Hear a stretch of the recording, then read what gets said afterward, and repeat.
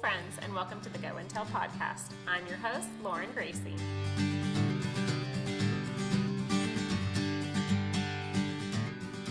The Go and Tell podcast is a place where we chat all the things from life, motherhood, Jesus, food, health and wellness, and so much more. So grab a hot cup of coffee, kick back, and relax with us. I hope that you find joy, laughter, and encouragement today and every day. Thanks for being here.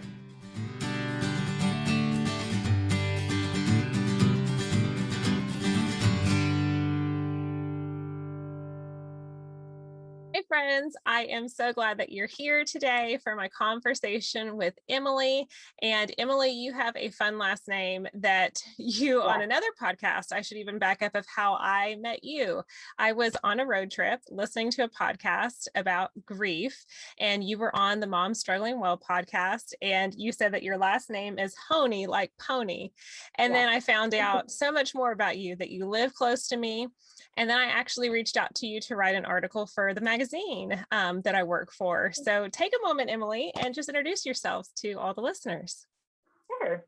My name's Emily Honea is the last name. It does not look like that, which is why I say it rhymes with pony. You can remember Emily Honea rides a pony. It's not true, but it's a good, visual reminder that will help you. Because it's a hard last name, since it doesn't look how it sounds. I am married to Jeremy, and we live in the Dallas area, and we have two little boys. Owen is 6, and Lincoln is 4.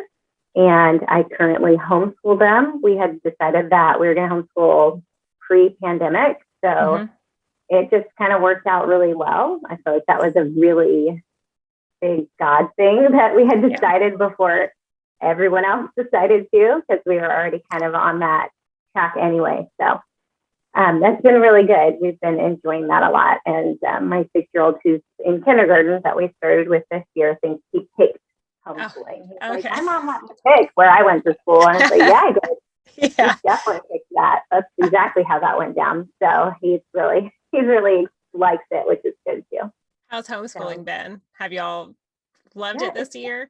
It's been good. I mean, there's definitely been ups and downs with it. Not every day is super fun. Right. And handwriting is hard. Yes. No one likes to practice. You just have to practice that. And it's not exactly thrilling. Right.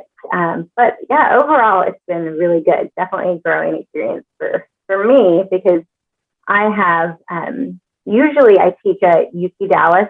And so usually I teach adults. This semester enrollment was down, so I'm not teaching this semester.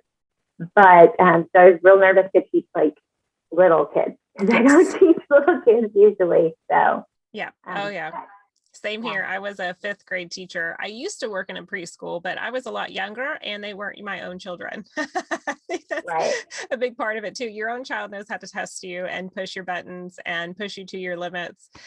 Whereas other children, it seems like you have like this unending tolerance for them. It seems, at least in my case. So it's been a bit of a struggle. It's not all roses and butterflies every single day for homeschool. It is challenging. But I wouldn't trade it for the world. All the memories that we do have, all those good moments, the talks about God, the talks about Jesus, and seeing that our talks in action with other kids, it's like, this is why we're doing this. Okay. So homeschooling's going well. Are you using a curriculum, or are you just kind of picking and choosing from a different sources? Yeah. We're just mostly focusing on like math and reading and handwriting. So for math, I'm using The Good and the Beautiful Math. Yes. It's fun because it gives such a variety of like ways to teach the same concept. So I feel like that's been really nice for us to kind of find the ways that work for us to learn it. Right. For me to explain it, and for my son to grasp the concept. And then we've been doing, it's actually a really old curriculum. It's called Alphabet Island Phonics. Okay. It's really old. So my aunt, she homeschooled her sons, who are all grown-ups now, and she told me about it. And it is unique in that each letter in the alphabet is a character on Alphabet Island. And so there's like a little story about each character. And that story progresses as you learn more of the phonics, which helps you remember when they make what sounds. Mm-hmm. So it's been really helpful, and my kids really like it because like you have little like characters to color and things like that, and like you learn little poems about when they make what sounds, like Mm-hmm. you know, certain vowels make certain sounds when they're by the, you know, boys or whatever. Right. So it's, you know, it's little things like that that help kind of solidify like, oh, this is pronounced this way because of this. So that's fun. yeah, that's all I love it. Now, and how old are your boys? You said kindergarten, and then your other son? My other son is 4, so he's just kind of sits and either listens or plays or goes and does his own thing. And, yes, that's very much our household. I have a 4-year-old and a 7-year-old, and the 4-year-old, I think too, I don't know if it is for you as well, that he's so used to having his buddy, his best friend, his brother play with him. And then when we're sitting and doing school, he's like, play with me, play with me. I was like, well, you have 2 choices. You can sit and do some work with us, or you can go play by yourself. And more often than not, he goes and plays by himself. But yeah, he's definitely needs a little more attention, it seems. Yeah, ours is the same type of thing. A lot of times my 4-year-old will be like, brother, come do this with me. I'm like, he can't right now. He's doing this. Do you want to do whatever? And oftentimes I have like some doodle handwriting practice pages and stuff. I'm like, do you want to do some school too? You can do this. And sometimes he says yes. And like you said, sometimes like runs off and does his own thing until school's done. So. Yes, absolutely. Oh, that's so fun. Okay, so if you're cool with this, I would love to talk a little bit about your birth story, because you shared before about you had a very intense birth story, I think would be the appropriate word for that. Yes. Yeah. So with my first son, Owen, I had decided I wanted to try and do a natural birth. And we had chosen a birthing center to go to. And things were going well. I was like, past 40 weeks. I can't remember how many days that. It was at least a week past, maybe 10 days. I think we went 10 days past my due date with him. And they decided to like strip my membranes, and that actually sent me into labor. So that was good, because they were like, we really don't want you to go much further. If you go to 2 weeks, it's going to be kind of a problem. So we labored all night at home. And in the morning around 5 a.m., we went to the birth center, and things went pretty well until probably around noon or 1. I can't remember exactly, because, you know, I was in labor at the time. And we had a doula there too, and my husband was there. And so all of a sudden everybody seemed really concerned. Like at first they were kind of trying like, oh, let's try some different positions, do things like that. And they just started getting really concerned. And my doula was telling me to push, and I could tell it wasn't really time to push. I don't know, like some people have felt that, and if you have, you know what it feels like. I didn't know at the time, but I was like, I don't feel like ready for this. And I could hear my husband talking to me, who's behind me, and he sounded scared. And I realized suddenly they were looking for the baby's heartbeat, and they couldn't find it. And because of there was a lot of commotion, and I could just hear the fear, like in my husband's voice and my doula's voice. And my husband's not a very fearful person, and my doula was like, I'll never basically be brusque with you, because I don't respond well to that. She's like, I'll never be brusque with you and like force you to do something unless someone's in trouble. Like, unless I think you're in trouble or the baby's in trouble. And so I was like, something is wrong.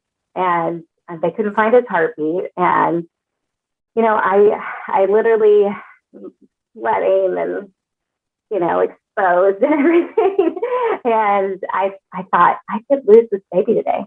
Like I've had this child, you know, granted me for 10 months, and I could lose him. And I just heard the Lord say, no, he's going to be okay. And I was fine after that. They had called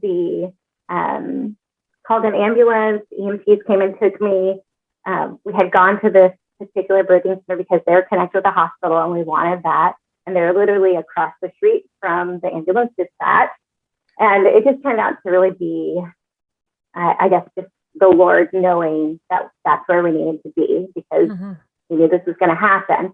And so we went by ambulance to the hospital and they wheeled us up to the surgical floor. And since I hadn't had any pain, like medication, they gave me a general anesthetic and just knocked me out and apparently had him out in like less than 5 minutes.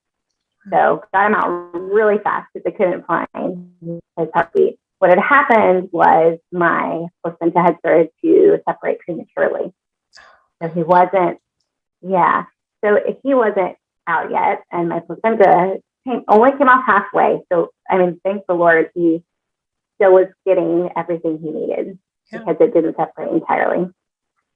So I didn't see him until the next day because I was knocked out. And my husband got to see him, but because he had aspirated, he had to go to the NICU. And so like, I don't know if my husband got to even hold him or not per se when he was born. So to see him, like I had to go to the NICU. They wouldn't bring him to my room the next day. And he's connected to all of these things and everything. And, he was only in the NICU for a couple of days, it was a hard few days. Yeah. But I know that some people spend months in the NICU and that it's really, really hard. So I can only imagine how hard that must be because having to spend that time with him in the NICU was really difficult. And having ended up having a C-section when I had expected like a natural vaginal birth was also really, really hard, like in the months to come. So I feel like even with that though, that the Lord was preparing me for harder things to come because that was very difficult and definitely a loss that I grieved. And I had postpartum anxiety after having him. And I didn't realize that's what it was until after I had my second son. And realized after I had my second son that I had postpartum depression and was able to go to counseling. And through counseling, you realize you still have like anxiety and trauma kind of holding on from your birth experience with Owen. Because even though he was fine, he's healthy, right? I just had the emotions that I had never known how to deal with or known how to process. And I was really thankful to be able to have like the access to counseling I was open to using medication for postpartum depression, but my counselor didn't think it was really necessary. And so if it wasn't necessary, I didn't need to do it. So all of these things, just the grieving of my first son's birth, my second son's birth was very redemptive. Like I got a B back and it was natural, was everything that I wanted. But then just kind of went into that postpartum depression a couple months after. So I can see now the Lord working through those things to help grow my dependence on him, but also just to kind of show me like that he is faithful in the hard things, because those were some of the hardest things I'd experienced at that point, and life got harder after that. And I didn't know that was coming. So I am actually very thankful for those experiences, for that experience with Owen and his birth. I'm very thankful that he's healthy and well, and he is learning to read, and he's totally fine now. So and for that moment when I just heard the Lord speak to me so clearly when I was in labor, and just having that peace going to have a C-section, like I just knew it would be fine. Right. It all kind of culminated later, but I knew I would be fine and that he would be fine. So labor was really hard up to that point. And then when I heard the Lord say, no, he's going to be fine, I don't remember feeling any more contractions. Like, I don't know. I just had this amazing, like, the peace that passes understanding. So absolutely. Yeah. Wow. Yeah. That is incredible. And I relate so much to that, that trauma. And I think too, as moms, oftentimes we can't stop. We can't stop and process. A lot of times we have our children that we have to care for, a spouse, a home, a job, whatever it may be, that oftentimes we carry so much weight in and of itself that when you do have trauma, grief, death, whatever experiences, we don't always get the time to really slow down and handle that appropriately. Yeah. So you have your boys, you have this trauma, and it kind of paved your way for something that was very traumatic and something that you were not expecting. What happened after that you experienced some loss and grief? Yeah, so my youngest son was born in June of 2016. And it was about a few months after he was born that I realized I had postpartum depression, was able to do counseling for that, and able to kind of process some of the trauma of Owen's birth. And that was really helpful. So in the spring of 2017, we started losing people. So we lost like 3 grandparents in 3 months in the spring of 2017, like someone in January, and then the end of February, and then March. We lost those 3 grandparents, and I remember thinking kind of around May of 2017, like, okay, good, we can stop losing people. Like, we can start just staying home, because we had traveled a lot to be with family and that sort of thing. And I just thought, okay, we're just going to rest this summer. But a couple days before my youngest son turned 1, my dad was diagnosed with terminal brain cancer. So he had been having like headaches and a low-grade fever for about 6 weeks, and was kind of being like confused. And my mom decided to take him to the ER to just have a CAT scan and make sure everything's okay. Well, it came back and everything wasn't okay. So they called us and said, Dad has a brain tumor. We need you to come up here. And I didn't know anything about brain tumors at that point. So I didn't know if he would live through the week. I didn't know if he would be responsive when we got there. I didn't know what that meant. I didn't know, anything about it. So he had what's called a glioblastoma multiforme. And those are basically the worst type of brain tumor you can get, because most brain tumors have most tumors have like a membrane around them. And so you can surgically remove like all of that tumor tissue. But glios have what they call fingers. And so the fingers, they don't have a membrane. The fingers spread into the good brain, so they can never get all of the cancer when they do surgery for a glio. So we went up. My family lives in Oklahoma, and we live in the Dallas area, like I said. So we went up, and it was just kind of like a really weird couple of days finding out what him having a brain tumor meant and what the plan was. And the day we got there, it was very shocking. And I've realized recently it was very traumatic for me. And actually, it seems silly, but because we don't live there, we found out, we were at church when we found out, leaving to come home for lunch. And we came home and we just threw stuff in the car and left. And because of that experience, like, I freeze up when I need to pack. So I just recently actually figured that out, because I've just always thought I hated packing because we did it so much. Because we started going up there every other week to see him and to see my family while he was sick. And I just thought, oh, I've done this, like, I hate doing it. But I recently realized, like, that was a traumatic experience for me, and packing triggers for me, for lack of a better word, triggers like this visceral response in my body, because my body remembers how traumatic that was.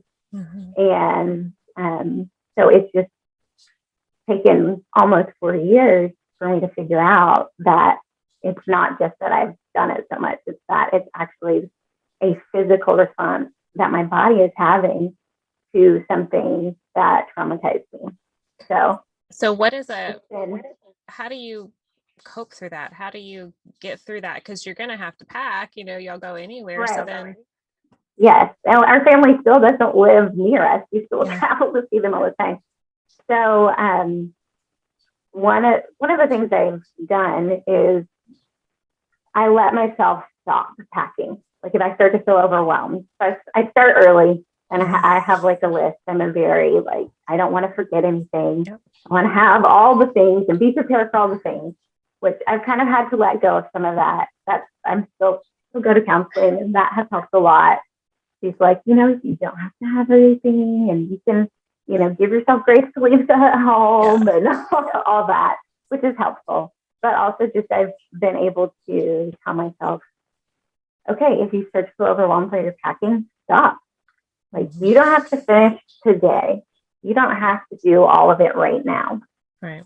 And if it pushes back the time that you leave, that's fine. Take a break. Or if you need help, I can ask my husband for help. Yes. Or my kids are big enough, I can tell them, okay, put 4 shirts in your suitcase. They can do that. So I give myself that, but I also just try and do something fun while I pack. So I'll listen to a podcast that I like, or play music that's very soothing. JJ Heller is one of my favorites. I don't know if you know her, but she's just very soothing.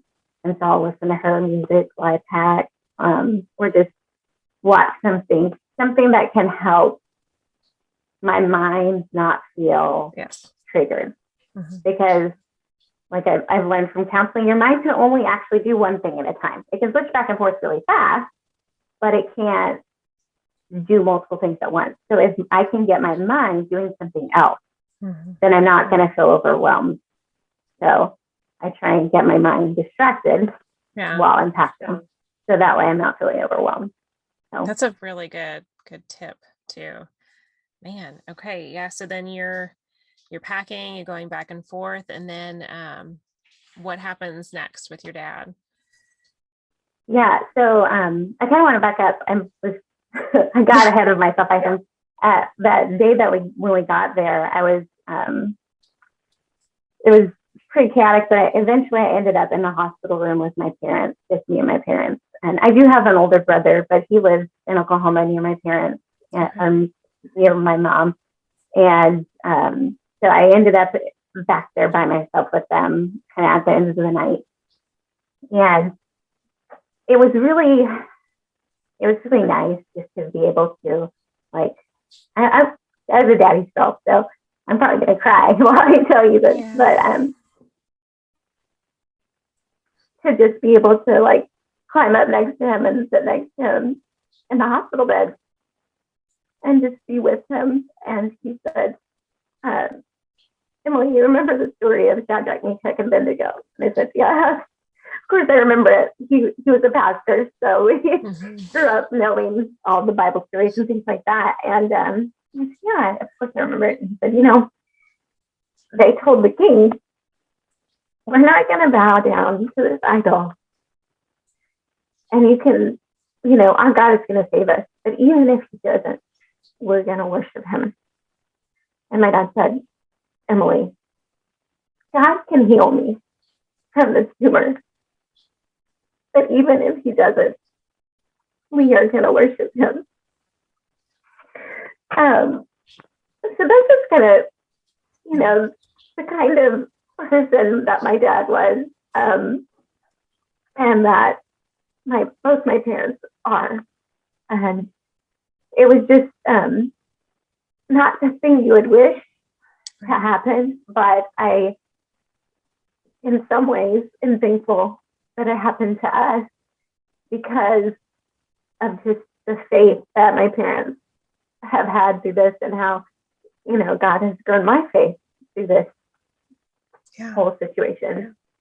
And then to the amazing story of Shadrach, Meshach, and Abednego, when they do get thrown into the fire, the king looks and says, wait, didn't we only throw 3 men? There's a 4th in there.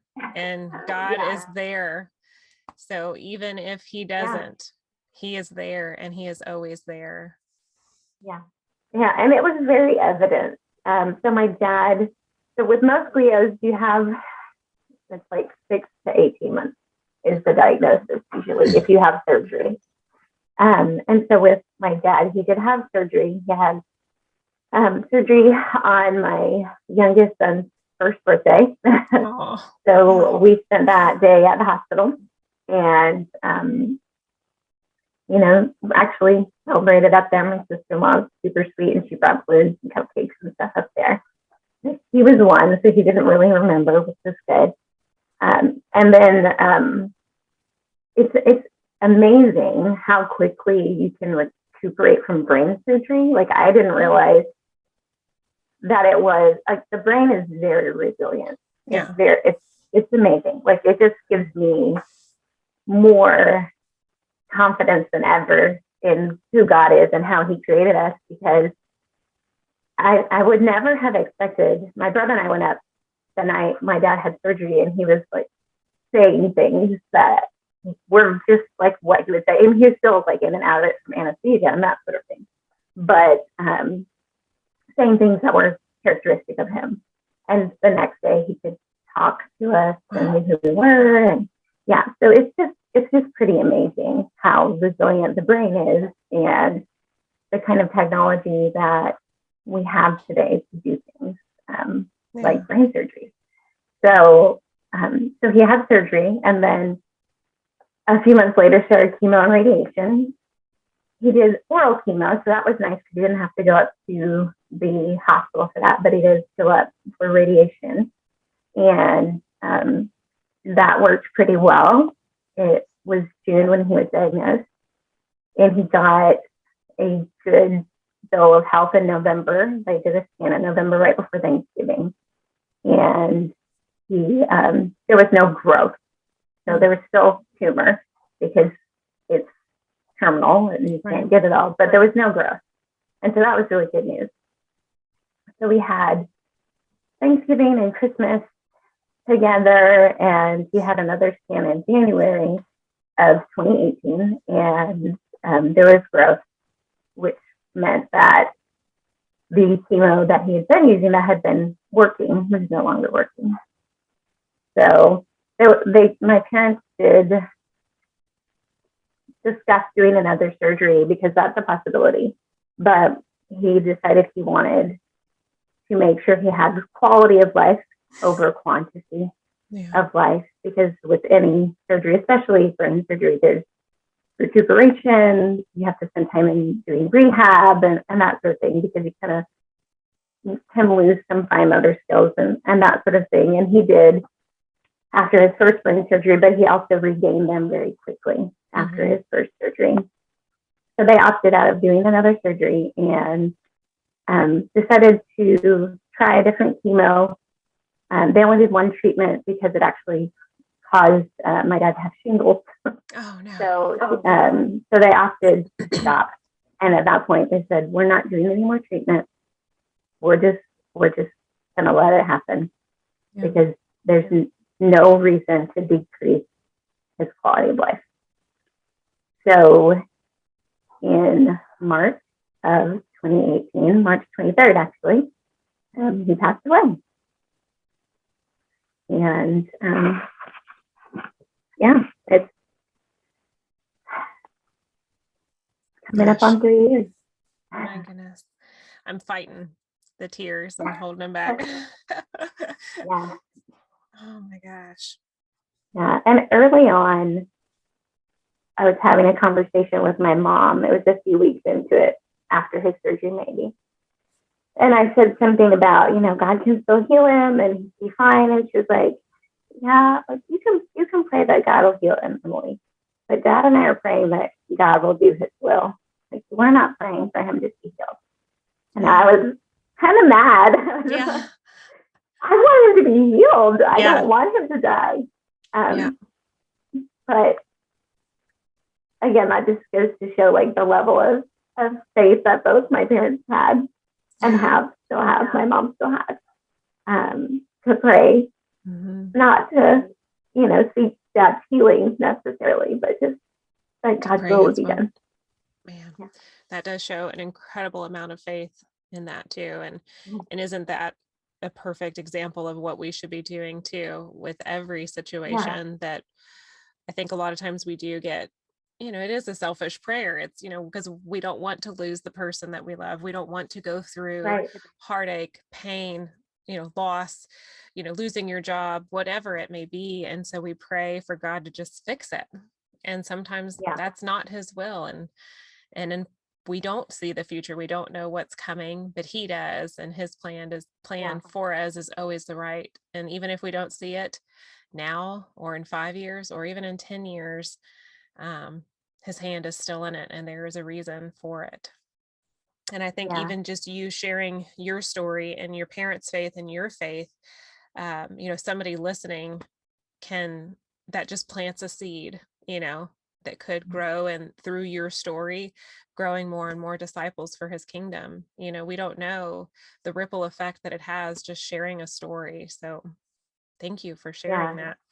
Oh, of course. And that's exactly why, I agree to be on podcasts and write articles and things, is because I have learned that I have grown so much because of what we went through with my dad, and just my ability to have compassion for people and see people as hurting and in need of Jesus has increased exponentially because of that. And, suffering and going through trials and hardships aren't what we want, but sometimes they're what we need. Right. So. Yeah. And God tells us that. He tells us that we will face hard times, but again, he is there to carry us through. Mike Todd, is my favorite quote that he said recently was, God might not change the storm, but he's going to sustain you through it. And I think that is exactly that. Now, you wrote an article, like I mentioned before, for the magazine that I work for about grief, and you've spoken many a times about grief, and you actually said that you believe that there's 6 stages of grief, not 5, that were kind of most common too. So what do you say are the 6 stages of grief? Right. Well, I didn't come up with the 6th stage. I read it in an article, and so I'm not like somebody, but I read an article. So it was actually developed by somebody named David Kessler. But I'll go through the 5 stages that are generally accepted in the 6th stage that he developed. So the 5 stages are denial, which it's almost like you can be in shock over it. So I remember when my dad first passed away, and there was all this caretaking and stuff involved with him being sick, that in some ways it's a relief.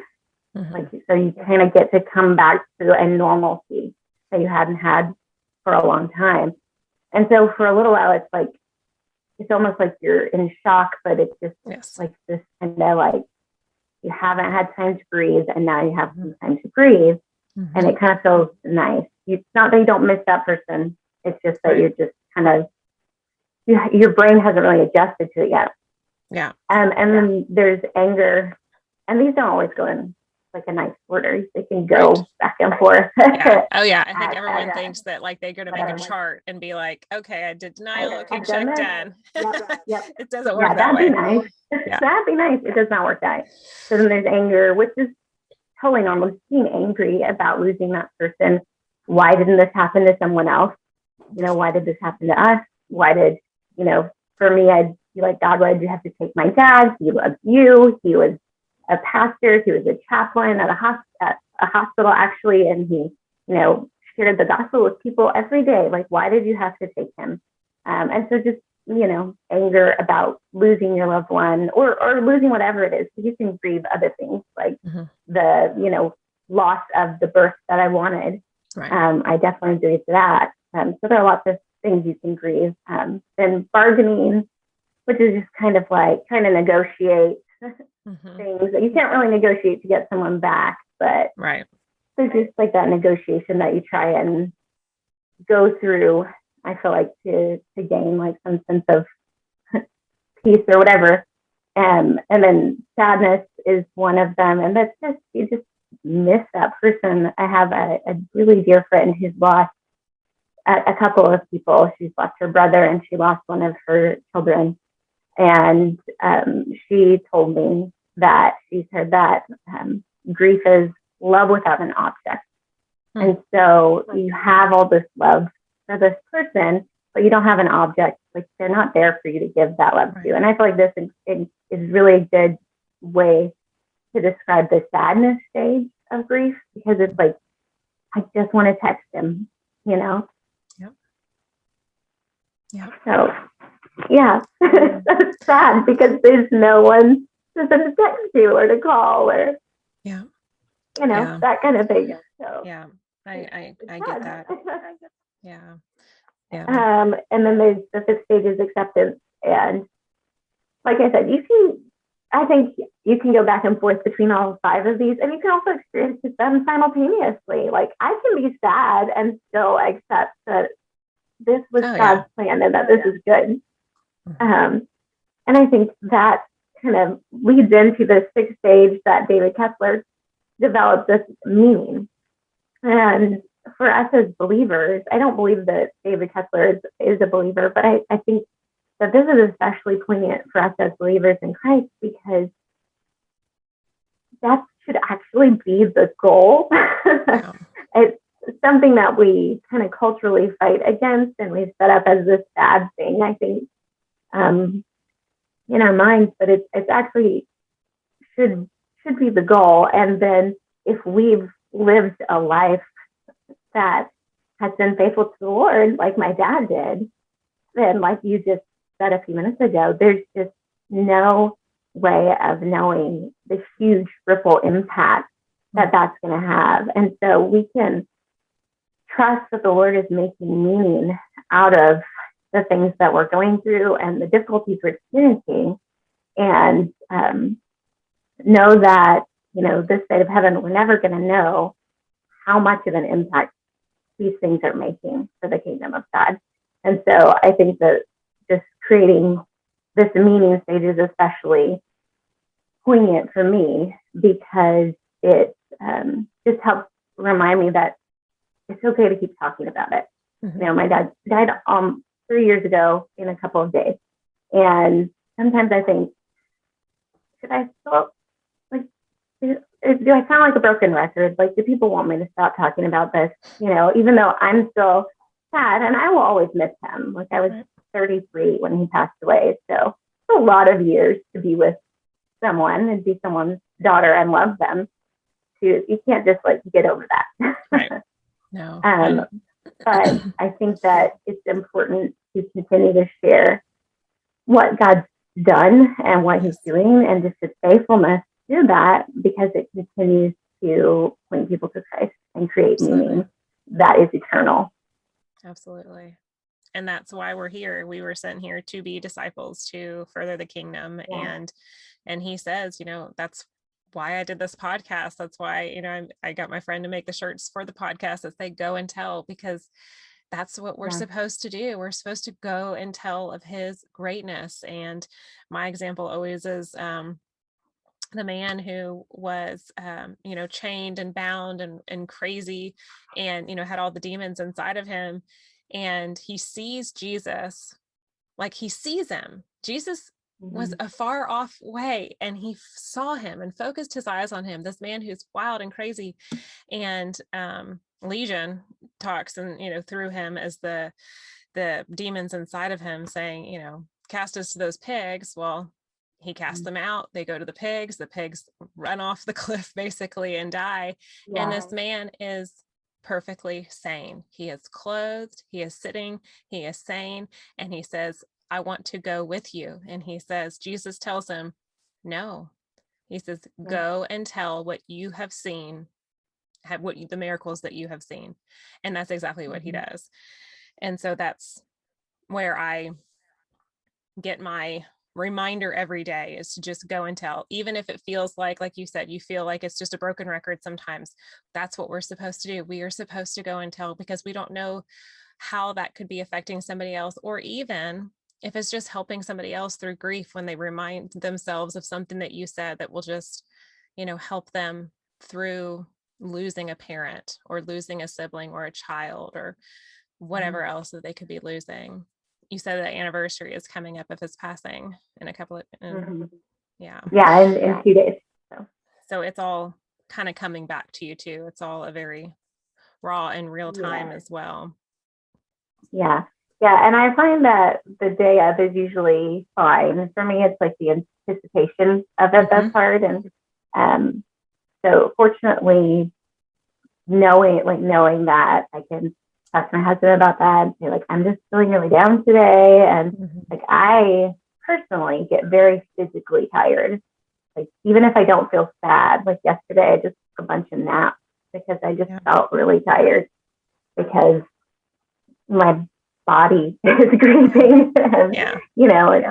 And, it's all connected to my brain and my emotions and everything like that. And, it can come out, for me, a lot of times it can come out as anger. Fortunately, it's kind of, I've gotten where I notice that now. And so I know, like, I'm not actually angry at my husband. I'm angry because my dad's gone. And so I can say, you know what, I'm really sorry. I'm just really sad. And I'm not actually angry at you. And I'm sorry for that. And my husband's very gracious. And we've, worked well together to kind of figure that out over the years. How's your mom doing? She's doing pretty well. I think she lost her mom a year ago at the beginning of March, actually. And so I think that has been really difficult because it's caused some freshness in missing my dad, because she and her mom were close. And actually, her dad passed away a month before my dad did, unexpectedly. He was in his 80s and like one of the healthiest 85-year-olds around, and passed away in the night.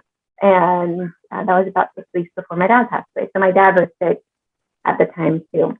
So she and my Nana, her mom, spent a lot of time together in the couple of years after my dad and her dad died.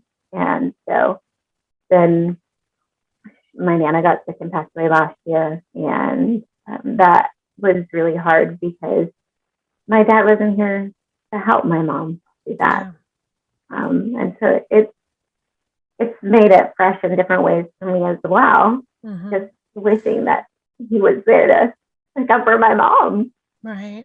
Yeah. Is your mom, is she still in Oklahoma? She is. My brother still is there. They actually live right next door to each other.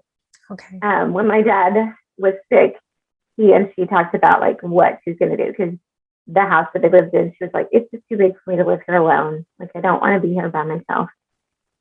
So they talked about what she would do, and they had several different plans, but my brother and his wife and their family actually said, we'll move somewhere by you and we'll stay close to you, basically, because they live in Oklahoma City also.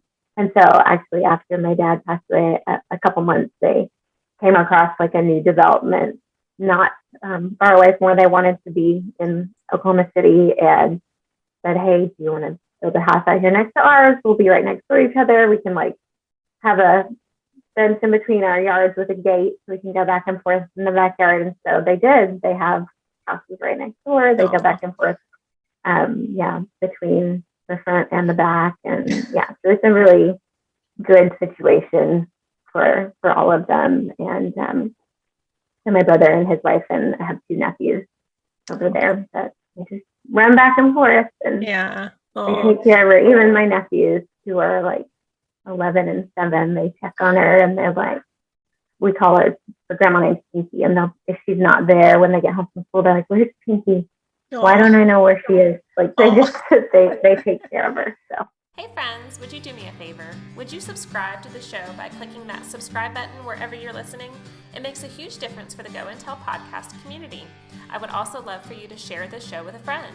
I know some of you found this show because a friend recommended it to you, so thank you for listening and being here, for subscribing and sharing and showing all your love and support.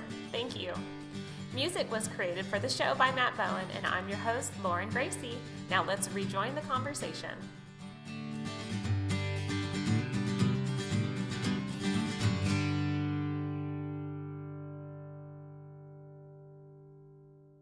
That's good. That's so good. And now you and her have a podcast that you do together as well, right? Yeah, we do. And I think that this is also one of the things that we wouldn't probably have if my dad hadn't passed away. We have a podcast. It's called Good Things Podcast. And we had a different name originally, but we decided to change it just to be able to encompass more topics, because we wanted to talk about more things than what we had been before, and really just want to use our podcast to focus on the good things that God does through whatever situation, whether it's like a fun, enjoyable situation, or whether it's a difficult situation like losing a loved one or whatever. And so we've been gathering interviewees and talking with them, and so we'll have more of those coming up. We do every other week release, because it takes time to develop a podcast. And so that's what we talk about, is just like what good things that God is doing in the world and in the lives of people, because it's so dark right now. I feel like there's so much just hate and negative media, and always focusing on things that are sensationalist and, sad or anger causing or whatever. And so we really just wanted to focus on like, what are the good things God is doing? Because he's at work and he's doing good things. So. Absolutely. And I think that's a good perspective shift for all of us too. If we focus on the good things, it just makes a world of difference. It's funny that you mentioned that, because it's, how God likes, at least for me, he speaks to me through redundancy. He knows that I'm pretty thick-headed and I'm not going to get it the first time or the second time. And you are like the third or fourth person that has brought me back to that thought of, no matter what we're going through each and every day, if we pause and just take a moment to say, thank you, God, for this one good thing, even no matter what's happening, it just changes everything. It's like, thank you, God, that we have shoes to put on today. If that's all you can be grateful for, just be grateful for that, Yeah. Yeah. So thank you that we have this food that my children refuse to eat. Yes, exactly. Absolutely. So then I'm going to ask you then, since your podcast is about good things that are happening, what is something good that's happening to you? I love Easter. And so Easter's coming up, and it's really it's one of my favorites. I don't know. I love it. And so I think it's like the spring, warm air, and the plants are blooming, and I really like looking outside. And I'm really excited about Easter. And I feel like, because my dad passed away a few weeks before Easter, it's kind of had like, for the past few years, it's just been a heavy time for me. And I just feel really excited about it this year again. And so I feel like that's really good and progress that I can be excited about it. And my dad loved Easter also. He didn't like do anything particular for Easter. My mom was the one who did all the, stuff, but he really enjoyed it too. And so it's just nice to feel excited without having like a kind of an overshadowing. So yeah, I'm very excited about Easter and just, celebrating Christ's resurrection. I know. It's such an amazing story. We started reading tonight at the dinner table, the Jesus Storybook Bible, which is one of my personal favorites. But oh my goodness, I love it. Love it. Like, we have pages falling out of it. It's time to get a new one. Yeah. It's so worn. But I was like, you know what? Let's just start reading from when John Baptist baptizes Jesus, and let's just chug on through. And our goal being obviously to lead up to Jesus's resurrection, because it is just such an incredible love story. Yeah. So is there anything in particular that you love to do with your boys for Easter? Is there a tradition or something that y'all do every year?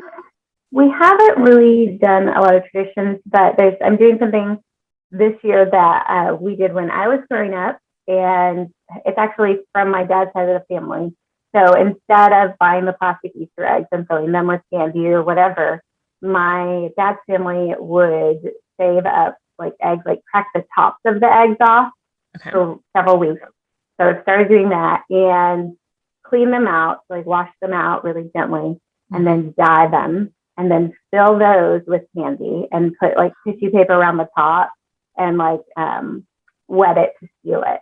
Yeah. So I've started collecting eggs like that this year to do that with my boys. And I'm excited about that because that's something that was very specific. Like our family did that. Like we always had, I don't know, it was just something fun about having like a real eggshell that had candy and stuff in it. And then you could just like smash up the eggshell, you know, as a kid, which was really fun. So yeah, so I'm excited about that. And just like, we're doing I got like a Holy Week kit that we're going to do. And I've never done something like that before. And so I'm excited to do that with them and to see what is in that kit. I don't even know. I'm getting it this week. So I'm excited to use it and, you know, see how it goes. So, we're kind of doing some new things this year because they were so little when my dad got sick and passed away. And just, you know, grief is exhausting, and it was very draining for me. And so I didn't really have a lot of energy to develop a lot of traditions with our boys. So I'm excited for this year because I feel like I have more energy this year to do some fun things and some just different things. And then it's nice to do things like the eggs, because then I can talk about how like this is what, you know, we did with Papa when I was little, and, you know, his mom did it with him when he was little, and, you know, fun things like that to help them remember him, even though, you know, they don't necessarily really remember him. Yeah, that's very special. I think that's an amazing and just such a great idea to do that. Did you, so I can just imagine myself trying to gather these eggs and going to crack eggs in the morning and completely forgetting my goal and just splitting them in half. How many times did you have to do that to you? Like, wait, hold on. I got to do this the right way.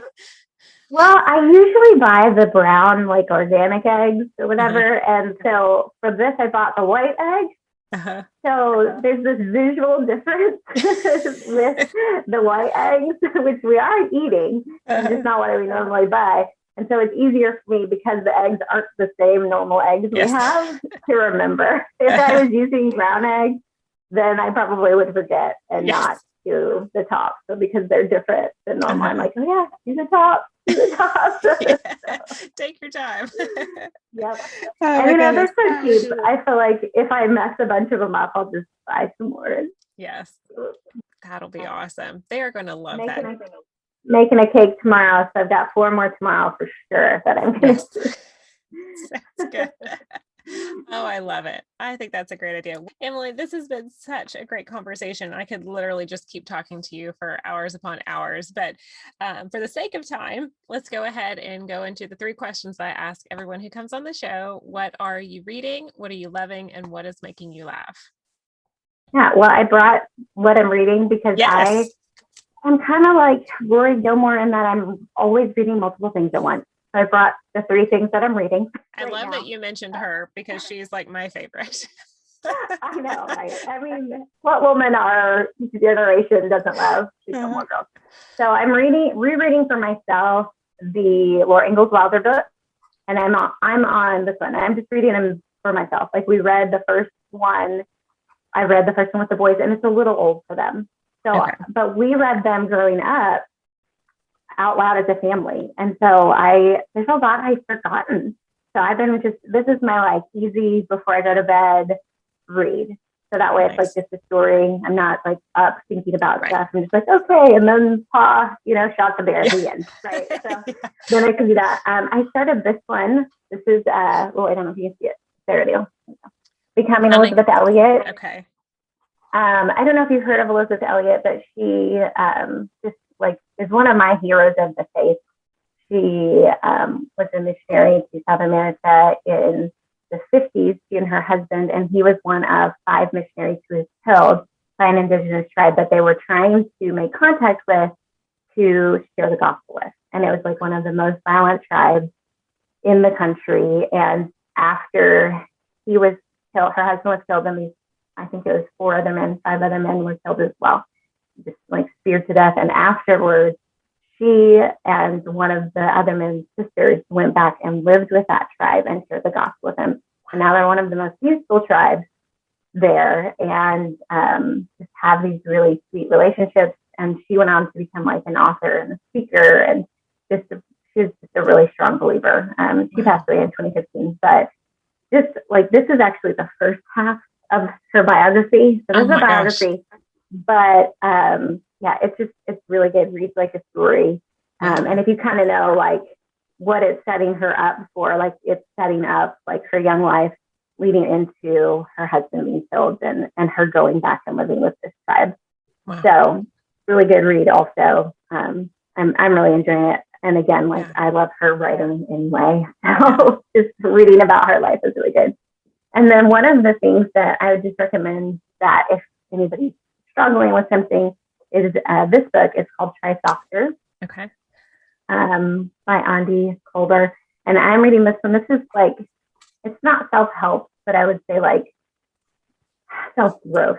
So I was actually reading this book when I realized that my experience with packing was because of the day that I found out about my dad, and that it was a traumatic experience for me.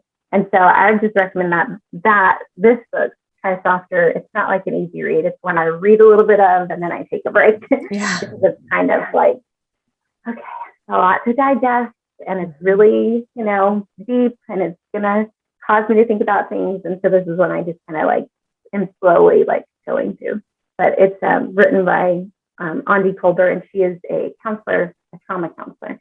And so she kind of just describes things about like the way your body reacts and the way your mind reacts and that sort of thing. And so it's been very enlightening for me to read that.